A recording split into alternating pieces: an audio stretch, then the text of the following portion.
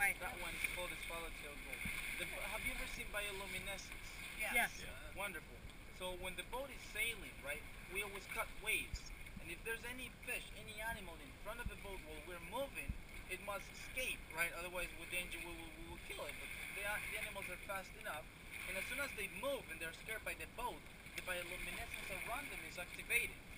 So then the bird can easily find the fish and grab it.